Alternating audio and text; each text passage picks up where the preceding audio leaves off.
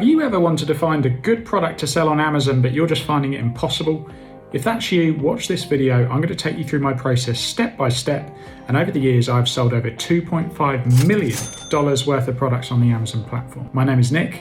This is the eBusiness Boss channel. Let's get into it. Okay, so the tool I'm using today is Blackbox. You guys are probably familiar with this tool if you've watched some of my videos before. It has changed over the last few months. So I'm going to be going through the very best filters that I use with Blackbox at this point in time. So the first thing I want you to be aware of is we're looking at the .com market. So even though I'm based in the UK, we have great success selling over in the Amazon US market. So just because you're not based in America doesn't mean you can't take advantage of the biggest platform Amazon has to offer, which of course is Amazon US. So let's get into it. High growth, we've selected that here. Now for subcategories, today we're going to go for arts and crafts. We're going to go for home and kitchen and dining. I like these categories, especially if you're starting out, because we just want to avoid those categories that are very, very compliance heavy. So things like baby, health and personal care, they're highly gated and Amazon have a very, very high bar. So if you can't prove that your product is legitimate, Amazon are going to suspend your listing. They might even suspend your account. So something to be aware of. Now, so I've added in here a max price of $50 because at this point in time, we just don't want to go much higher than that because it's obviously going to cost us a lot to actually purchase the products in the first place. $50 is a bit of a sweet spot. Anything up to that is interesting. Depends on your budget, of course, but let's look at the monthly units. So we want at least 300 units being sold a month. That's automatically set when you've selected high growth. What we do from this point with Blackbox, we hit search and we can get straight into some of the goodness. Now, I've found a product idea already using this method that I'm going to run you guys through because, well, I just wanted to save time and I wanted to give you my process. So at this point, if you're following this method for yourself, you are going to have to be going through this data and I'll tell you now what sort of stuff we can be looking for. So you're going to be given loads and loads of results. Now, the reason software is good is if you don't have it, think how long this is going to take you to trawl through all the Amazon subcategories, categories, and pull together this information. You could do it, but it's going to take you a long time. And it's just not worth it. When these tools are here, you can spend your time doing other things. So as we scroll through, we're looking at a few important columns. We've got the monthly revenue, we've got the monthly sales, and of course the price. Also, what I like to pay attention to is the review level. So if you're trying to go into a market where the top 5 sellers have, thousands and thousands of reviews and you can't see a clear way to differentiate your product idea, you're probably going to get into a bit of trouble, okay? You're probably not going to sell, and yeah, that's just something to bear in mind. So you must think about the levels of competition in the market you're going into. Okay, so there's loads of different product ideas that we could go into here, but the result that was churned out was this, okay? And these are mini bread baking pans, okay? And this is quite an interesting product idea. It's pretty simple. They're silicone, so it's not going to be very expensive to make. And yeah, it's a simple product. We can see the last 30 days worth of sales. They've sold 876 units. So I'd be looking at this product thinking, okay, this has potential. It's not too complicated. This listing in particular isn't bad.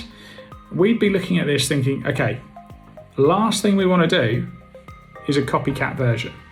In 2022, 2023, it's going to get more and more difficult for you just to come in, copy what somebody's doing, and have the same success. You need to be taking this a level above. This is the important part of the video. Even if you're a beginner, if you can take on this mindset, it's really, really going to help you out. What I would do at this point is use the Helium 10 Chrome extension, okay? And if you're not on Google Chrome, at this point in your life, I think you should really consider what your life's all about because you should be using Google Chrome, in my opinion. So we've got a few interesting things here. X-Ray is going to pull us all of the sales history and, we can dive a bit deeper into the numbers. But for this part, we want to actually look at review insights. Again, this is stuff you can look at manually, but you can imagine how long it's going to take you. So this is what I like to do. So when you go into review insights, you'll see this area here, and I straight away am drawn to any reviews that are 3-star because on the whole, they're usually very, very critical, but they give some information. So most people that leave a 1-star review will go, terrible, it'll be one-word stuff, or it'll be really long emotional rants that maybe have nothing to do with the product. It might be about delivery. I find on the whole, the 3-star reviews are most useful when we're looking at competing listings, okay? Because we want to know what are people annoyed about with this product? We want to find that out and put that into our product idea if it's possible. And this is all part of the product research phase. So next to the 3 stars, let's click see all, and you're just going to be manually trawling through. You could have a VA do this, but I think it's really important for you to immerse yourself in this process until you're at a size when you can outsource this. So as we sort of scroll down, we've got here great pans, but dimensions are wrong. Okay, 2 people have agreed that that's helpful. So we definitely want to be clear that whatever we're advertising in our listing, really, really clear with images. These are the dimensions. This is what you're getting. So that is a very basic error. Okay, you don't want to be doing that. Keep going down, non-stick. Okay, well, you know, that's going to be something we could probably change by changing this into a metal version. Now, I'm not sure without looking at the metal version, the metal market, how competitive that market will be. So let's just assume that the metal market is something we don't want to go into.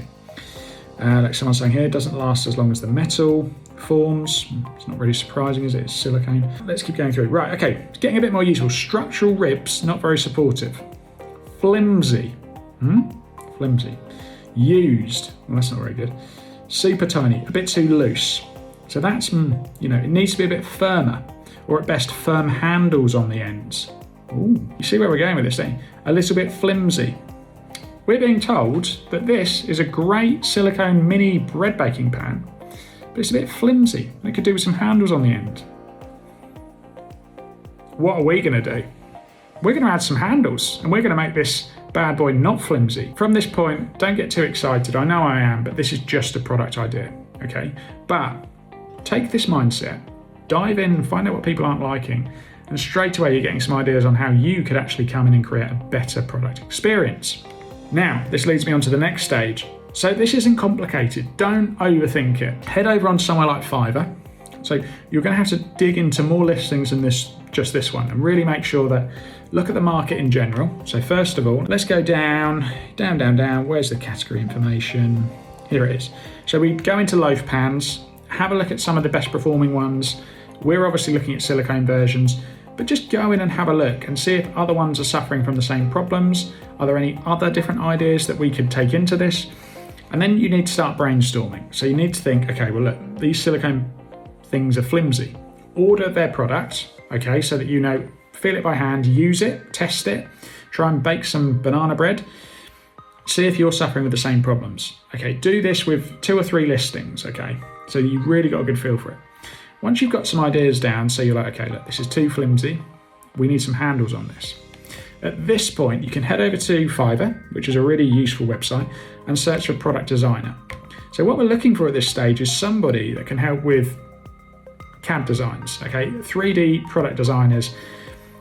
We need to borrow a skill set, okay? So I'm assuming you're not a product designer. If you are, great, well, you can come up with something great. But what we want to do is explain to them the issues we're having, explain to them the problems that the market is facing, and give them your ideas on how we might be able to bring out a new improved version of this product. So look, all-in-one product design solution. There are loads of people out here that can get you ready for manufacturing, with the factory itself. So speak to them. They might even have better ideas than you on how we can solve this pain point. But you might just be developing a thicker silicone mold. Okay, it might have some sort of insert on the inside to keep it more sturdy. It might just have handles added on the end. Okay, some sort of frame for it to go in. That's going to be up to you. At this point, we've got the idea, we're speaking to a product designer. At this point, we can, of course, start speaking to factories, because what you're going to need to actually bring out something that doesn't exist in the market is you're going to need to create something called a mold a custom mold with your supplier. And this idea, obviously I haven't delved into that far. This is for you to do in your research process, but I just want you to understand what some of the very best and biggest Amazon sellers already understand. They're not just copycat sellers, they're problem solvers. And that's what I want you to be. Now, obviously, we dive into way more detail on all of this in our course. So if you do want a, well-priced option to learn more about Amazon FBA, check that out. But let's get back to the point in hand, which is we found a really cool product idea here. We're looking at ways that we can improve it, and you're starting to get inside the mindset, because one thing to bear in mind is if you want to do this the right way and you want to have a custom mold created, that's going to cost you money. A supplier isn't just going to create a mold. It might cost you anything from $500 to $1,000, all the way up to the very complex $15,000, $20,000. Probably to start with, we're not going to be doing the $15,000, $20,000, but something simple like this, there's potential there, okay? You need to start speaking to a number of factories to say, look, this is the idea I've got a designer. What are your services around creating custom molds, and what does that process look like?